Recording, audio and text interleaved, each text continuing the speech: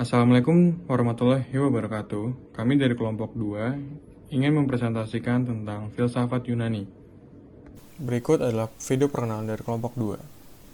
Halo semuanya, perkenalkan nama saya Najwa Putri Khairi dengan NIM 0603523059. Perkenalkan, nama saya Riza Sevia dengan NIM 0603523072. Halo semuanya, perkenalkan nama saya Salsabila dengan NIM 0603523074. Nama saya Muhammad Faiz Hidayat dengan NIM 0603523051. Nama saya Zaidan Alfayat dengan NIM 0603523089. Pertama, pengertian dari filsafat Yunani. Filsafat Yunani ini muncul pada sekitar abad ke-6 sebelum Masehi, hingga pada periode Helenistik. Contoh dari tokoh-tokoh populer filsuf Yunani antara lain adalah Socrates, Aristoteles, Plato, Thales, Demokritus, Heraklitus, dan lain-lainnya. Siapa Hippocrates? Hippocrates lahir di Pulau Kos, Yunani kuno pada tahun 460 sebelum Masehi dan meninggal di kota Larissa, Tesali pada tahun 375 sebelum Masehi saat dia berusia 90 tahun. Hippocrates belajar dunia kedokteran dari sekolah kedokteran Kos dan mungkin merupakan salah satu murid dari Herodotus.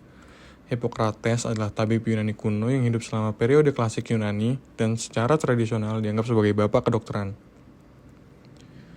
Lanjut ke pemikiran dari Hippocrates. Yang pertama ada sanguine, atau orang yang mempunyai kelebihan yang terlalu banyak atau eksis, darah, dan mempunyai temperamen penggembira. Seseorang sanguine umumnya optimis, periang, rasional, yakin, dan juga senang mencintai. Lalu yang kedua ada melankolik. Melankolik adalah orang yang mempunyai terlalu banyak sumsum hitam, bertemperamen pemurung. Seorang melankolik cenderung selalu tampil sempurna dan menjadi sangat teliti dalam mencari keinginan dan cara menggapai itu. Lalu yang ketiga adalah kolerik, yaitu adalah orang yang terlalu banyak sumsum kuning dalam tubuhnya, bertemperamen bersemangat dan gesit. Seorang kolerik cenderung memiliki banyak ambisi, energik, dan penggerak dalam suatu wadah. Dan yang terakhir adalah plekmatik, yaitu adalah orang yang terlalu banyak lendir dalam tubuhnya dan bertemperamen lamban. Seorang plekmatik cenderung santai dan tidak mengeluarkan emosi dalam menanggapi sesuatu permasalahan. Sekian untuk Hippocrates. Siapa itu Plato? Plato lahir sekitar abad 247 Masehi. Plato adalah seorang filsuf dan matematika asal Yunani. Dilihat dari perspektif sejarah filsafat, Plato digolongkan sebagai filsuf Yunani kuno. Ia adalah penulis filosofikal dialog dan pendiri dari Akademi Platonik di Athena, sekolah tingkat tinggi pertama di dunia barat. Plato diyakini sebagai seorang filsuf yang berperan besar dalam perkembangan filsafat Yunani kuno dan filsafat barat secara umum. Sumbangsi yang besar juga diberikan oleh guru Plato yakni Socrates dan murid Plato yakni Aristoteles. Selain sebagai filsuf, Plato juga dikenal sebagai salah satu peletak dasar agama-agama barat dan spiritualitas. Pemikiran Plato dikembangkan menjadi Neoplatonisme oleh para pemikir seperti Plotinus dan Porfiri.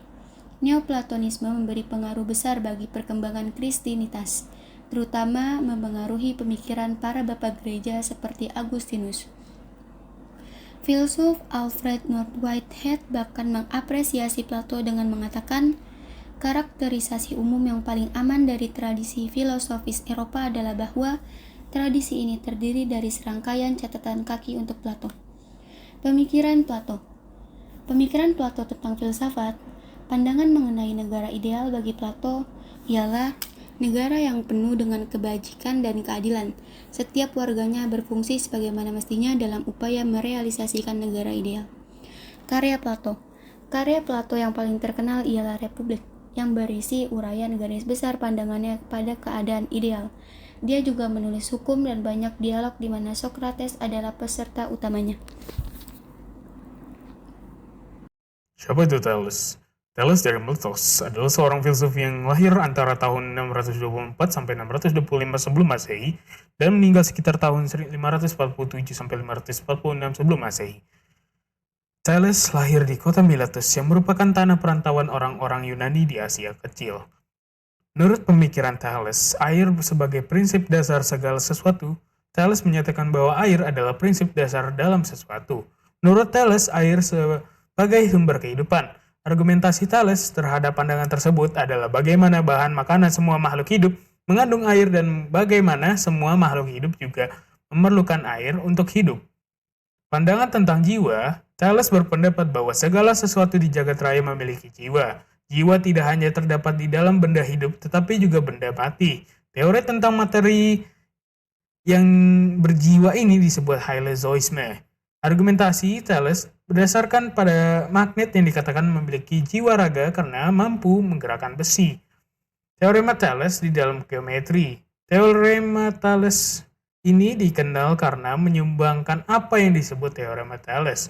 Kendati belum tentu seluruhnya merupakan buah pikir aslinya. Teorema Thales berisi tentang sebuah sudut siku-siku yang didapat dari garis yang ditarik dari diameter sebuah lingkaran.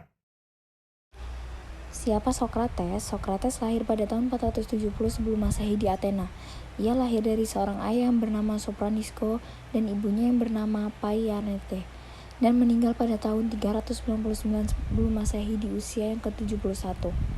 Sokrates juga merupakan generasi pertama dari 3 filosof Yunani, yaitu Aristoteles dan Plato, sehingga ia mendapatkan julukan Bapak Filosofis. Pemikiran Sokrates. 1. Sokrates lebih suka memahami tentang segala sosial, perilaku manusia, semua tentang manusia, sosial politik, dan etika politik kenegaraan. 2. Ajaran filosofinya tidak pernah dituliskannya, melainkan dilakukan dengan perbuatan dan memperhatikannya dalam kehidupan. 3. Objek pemikirannya bukan alam semesta, tapi manusia-manusia adalah makhluk sadar dapat mengatur perilakunya sendiri. 4. Membantah ajaran kaum sofis yang mengatakan bahwa kebenaran yang sebenarnya tidak akan tercapai. Sokrates berpendapat bahwa semua kebenaran itu dapat tercapai. Siapakah Aristoteles? Aristoteles seorang filsuf Yunani, lahir tahun 384 sebelum Masehi di Stagira, lalu pindah ke Athena dan menjadi murid Plato lebih dari 20 tahun. Setelah kematian Plato, ia menjadi guru Alexander Agung selama 4 tahun. Aristoteles wafat pada tahun 322 sebelum Masehi. Pandangan Aristoteles yang rinci mengenai psikologi terfokus pada hubungan antara raga dan jiwa. Ia menyatakan bahwa emosi kemarahan, keberanian, dan hasrat, serta berbagai sensasi merupakan fungsi-fungsi jiwa, namun semuanya hanya dapat bertindak melalui raga. Secara spesifik, sensasi menimbulkan gerakan dalam jiwa dan gerakan berkembang semakin kuat melalui meningkatnya pengulangan. Sejalan dengan itu, pengulangan sensasi yang reliabel menghasilkan pola-pola peristiwa internal, dan memori adalah serangkaian ingatan atas pola-pola tersebut.